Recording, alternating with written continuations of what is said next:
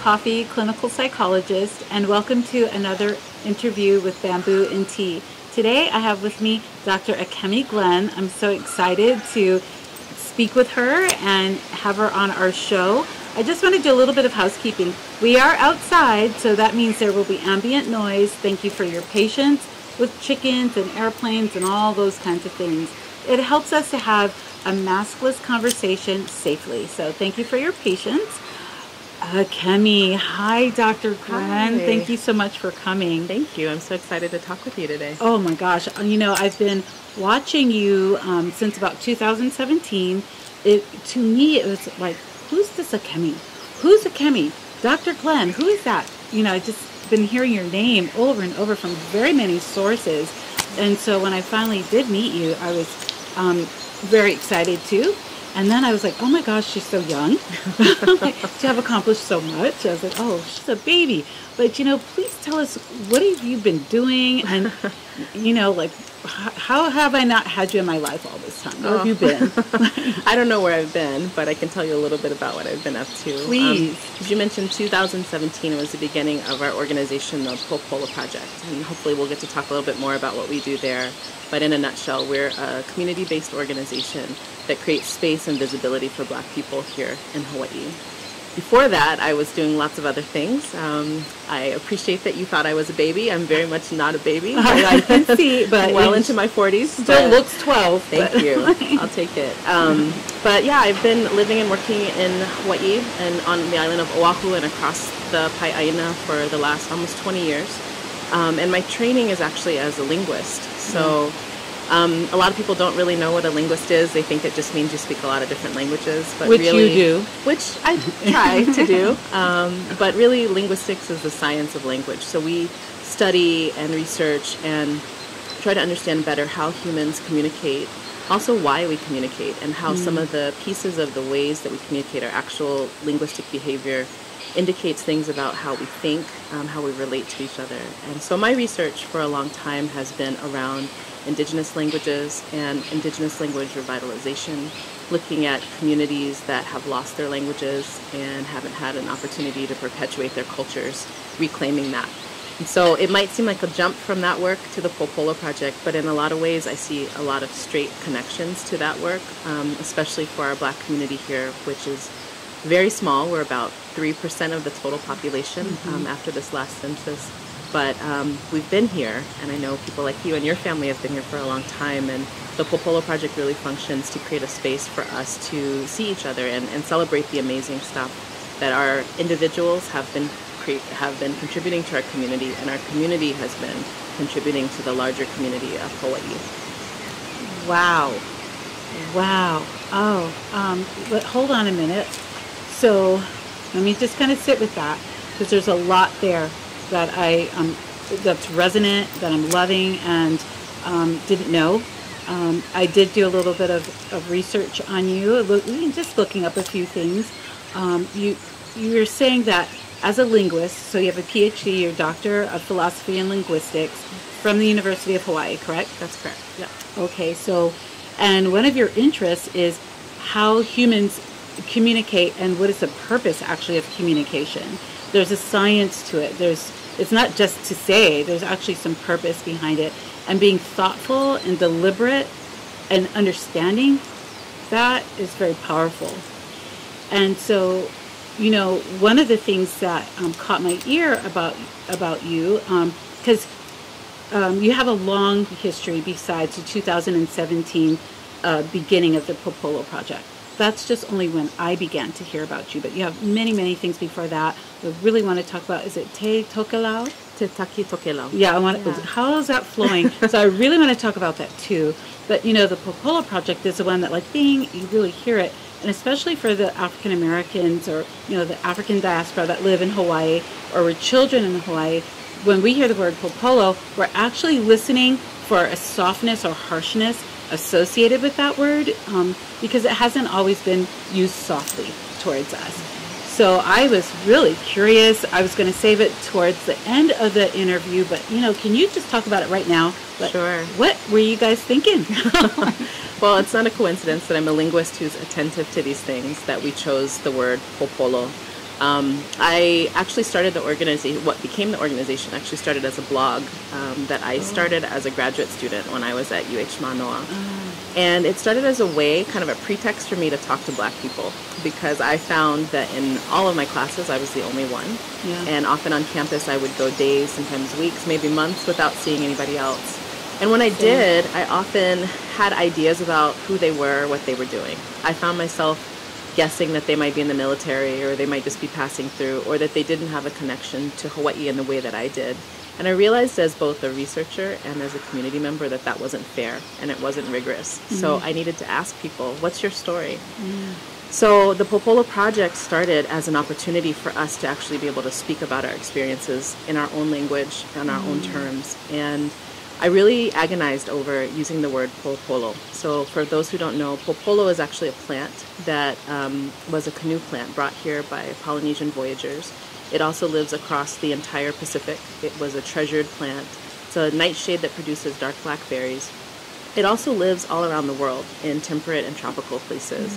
So Pōpolo is something that ancient people for thousands of years have recognized as something valuable, and so valuable that they would take it with them on a perilous voyage across the sea to start a new life. So the association of those dark berries with Black people, from a linguistic history perspective, we have a lot of different entry points, probably in the 19th century sometime, but we really start to see it being associated with us somewhat exclusively by certain people after World War II.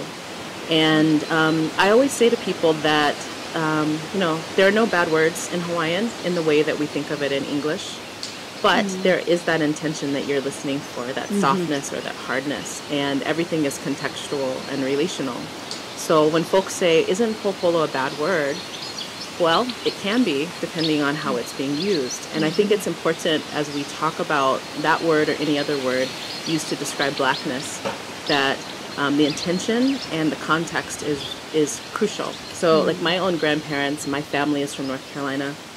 My grandfather, who just passed a few months ago, did not like to use the word Black for himself. He felt like that was something that was vulgar because of the experiences he had with that word. I grew up with that word for myself. He called himself Negro or colored, which I look at and think, oh my gosh, I would never use that word. So it has to do with the context. And for us in Hawaii, it's important that we have a word to describe our very specific experience of being Black in this place. Also, there's an opportunity for us to think about the plant as a metaphor, as a kino lau even in the Hawaiian tradition, where deities and entities have different body forms, to think about what it means that even if people don't mean it with love and respect, that they associate us with something that is so valuable and so healing to all that find it in their surroundings. I'm sorry to hear of your grandfather's passing. Thank you for sharing that. And, when you reflect on your grandfather, language is generational. It is a living thing, and it changes over time. So what was, appropriate or natural for his time, it's true. If someone were to refer to me as colored, I'd be like, can you please call me Pōpolo? I mean, it doesn't feel quite right. So, as a linguist, I'm sure you see the evolution of words and their meaning and their impact on people. I wish we could do more educating to people in general, to say, hey, listen, words and language have history, they have meaning, and they have intent, so please use more of them. I find that people get into a lot of misunderstanding when they have a brevity of language. They just say a few things and then they, I guess, hope that the person understands the context or fills it in, but then a misunderstanding happens. So when I'm working as a therapist with my couples or families, I'm like, use more words and over-explain what you mean so that people understand your context. So, I don't know, just, resonate with what you're saying. So we're going on and we're talking, there's so much to you. I'm so happy to meet you finally at last. It's like, oh my gosh, there she is. So talk about Te Tokilau. What? Te Taki Tokelau. Te Taki Tokelau. Yeah. This is Samoan. It's Tokelauan. Oh, really? Go say. So Te Taki Tokelau, I'm happy to shout them out. They're an organization that I worked with for about 13 years here. Oh, long time. Long time. And they're based in Wahiawa, and they serve the Tokelau community. So often when I mention Tokelau, people are like, what is that? Is that Samoan? And it's close to Samoa. A lot of people don't know about Tokelau. So Tokelau is a group of coral atolls north of Samoa, 4 of them. And there are many people from one of those islands. The island is called Olohenga, living here on Oahu, and some on Maui and Big Island as well, because that island is considered part of the American territory of American Samoa. And there's a long history of indigenous people there actually being forcibly removed by the U.S. Navy in the 50s and kind of finding their way here to take care of their families. So when I was a much younger graduate student some years ago, and interested in working in indigenous language revitalization work, I got connected with Te Taki. Te Taki means the guide. So the idea of this organization is to guide Tokelauan community members who kind of ended up here in Hawaii, who are trying to hold on to their culture. They're trying to teach their kids their language, and they're trying to figure out how to build a future for Tokelau in this world. Tokelau is, like a lot of Pacific islands, under threat of climate change and sea level rise. Projections say that in 40 years it'll be underwater completely. And so that puts a different urgency on some of the work that they're doing. So I got to work with them for those 13 years. First I got to learn the language, so I speak Tokelauan. I've gotten to travel to Tokelau, which is an amazing adventure that maybe is a story for another time. I've gotten to spend a lot of time in Aotearoa, New Zealand, Samoa, with Tokelauan community members there. I've also been able to work as a teacher, teaching their language to their kids. And then most importantly, I think training people from their community to do that work themselves. And when it was time, I was able to make my exit and leave it in good hands. Wow, chicken skin. Wow, thank you for that. It's interesting. So you learned the language and then you turned around and taught it. And then, so when you teach someone how to teach something, then it's sustainable. And so you can make your exit knowing that they've got the skills and the tools that they need to carry on the work that they need to do. That feels really good, in terms of, a body of work. Te Taki Tokelau. Tokelau is the name of the island. Yeah, and Te Taki is guide, like the guide. Yeah, got it. Wow. So we were talking about language, and you were so gracious. I said, you speak so many, and how do you do that? And he said, well, some of them are closely related. And you even said that, basically for the listener, if anybody's wanting to learn a language, you're going to make mistakes, and it's going to be embarrassing, but don't let that stop you. Just keep trying. Surround yourself with people who are patient and loving, and keep trying that language. And I like that approach. Yeah, and that's how children learn language. So when you think about young ones acquiring their first language, we love when they make mistakes. We think it's so cute. We share it. We tell people about it. And that's part of their development. And so, bringing some of that playfulness into your adult language learning, I think, is really important. That's so true. I think the language, I speak a little bit of another one. I'm not even going to say because you speak it and I don't want you to challenge me. But I think I speak it at like a 2-year-old level, like super young.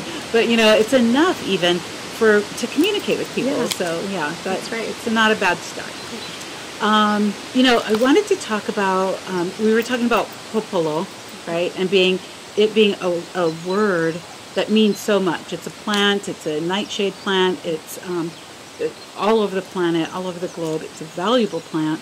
Actually, I'm looking for one. I would love to have one in my garden for a lot of reasons. But, we're talking about, so what does it mean to be Black? Especially Black in Hawaii. I was doing some math, and my family's coming up on about 50 years here, and it's amazing. It's gone real quickly. But, what does it mean to be Black in Hawaii or the United States or anywhere? So can you comment to that? Yeah. I wish I had a single answer, but I think the fact that we don't have a single answer actually points us to the value of that question. Our work at the Pōpolo Project is really to open up a space for us to wonder about that together and to understand that Blackness is a multiplicity of things for people throughout time. I've mentioned my family is from North Carolina. I'm from a multi-generationally mixed family, so ethnically diverse. My family looks like all kinds of people you could imagine. But because of the structures around them, were segregated and forced to identify in various ways that marginalized them in society. But at those margins created amazing cultural productions and a lot of love that sustained us. And I think that that's something that Black people all around the planet have in common. So we know that, yes, for many of us, being Black means that we descend from people from the continent of Africa, which I always like to say is huge. And the world is also round. So we know that people migrated from Africa into the Pacific 50,000 years ago. And some of those descendants identify as Black too. So we live in the 21st century in a place and time where there's a whole lot of ways to be Black. And all it means is that in the last 50,000 years, your people came from Africa. And that because of the history of colonization and marginalization that many of us have experienced, we have chosen to find ways to connect with each other. What that looks like is a lot of different cultures and religious practices and languages and all kinds of things you can imagine with a heterogeneous group of people, which is actually a quite large category of human on the planet. It's amazing. I mean, we're everywhere. And so, you know, the question comes up in my mind because your first name is Akiemi, and it's a Japanese name. It is, yeah. And I'm like, oh, is she Hapa?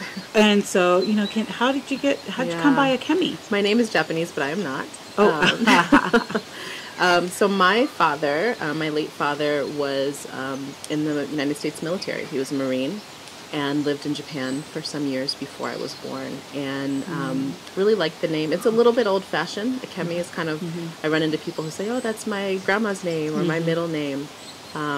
And my parents thought it would be something to, you know, recognize his time in Japan and respect for Japanese culture. And I think my parents also thought it'd be really nice to give me a non-European name, you know, to like kind of step outside of that expectation, even though I have a European surname.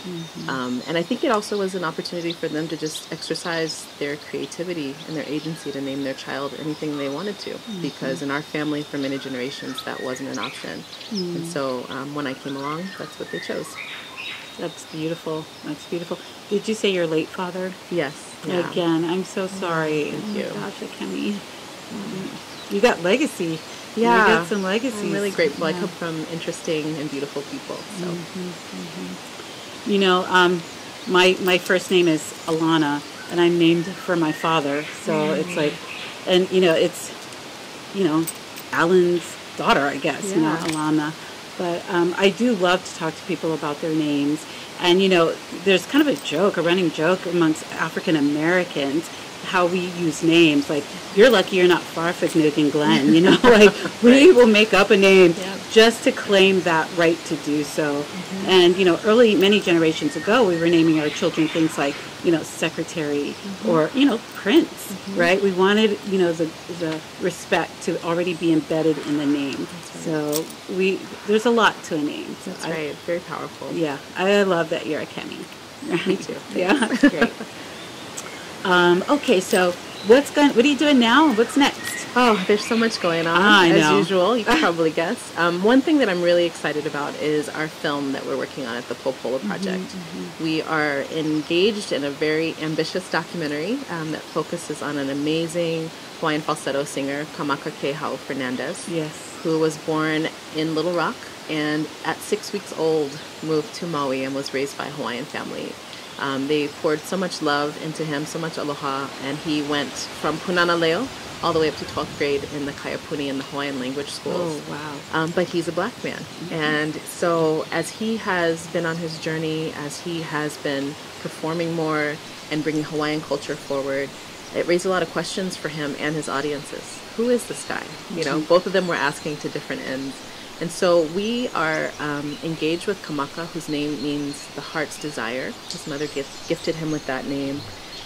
His heart's desire is to find out where he comes from.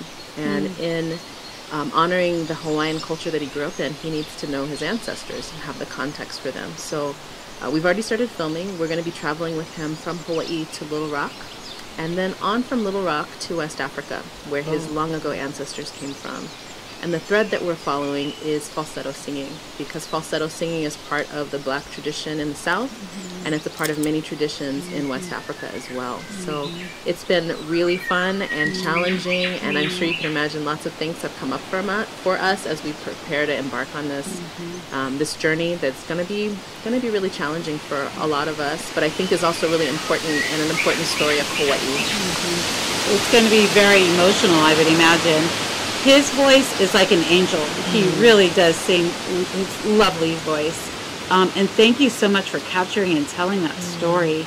Really, it's, you know, if there's any way that people can support, do you folks need support for that film? Of course, yeah. Of course we need and would love support. So people can go to our website, thepopoloproject.org, and there's a link to our film, and we'll leave updates there.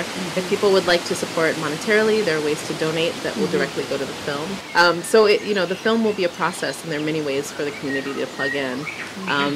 We are really excited to have audiences when we can actually hear Kamaka. He's been working on some new music that's inspired by his deep roots in Hawaii, but also his connection to the African diaspora as well. So we hope that people will stay tuned.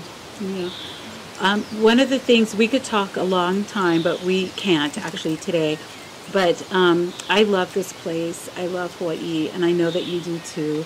And I love the work that you're doing for Hawaii and for Africans in Hawaii. And so thank you for that. Thank you for that. And I would like people to, watch this video and know that we're here and we've been here and we're deeply committed to here. And if there's anything that anybody wants to know, I'll leave connection information for you on the bottom of the thing. And just thanks so much for coming. I really, you're so dear and gracious, and thank you so much. Thank you. I want to see what you're like when you're mad. I think it's like this. Oh my God. Stay tuned, folks. Thanks so much, Akiemi. Mahalo. Thank you. Thank you. Bye.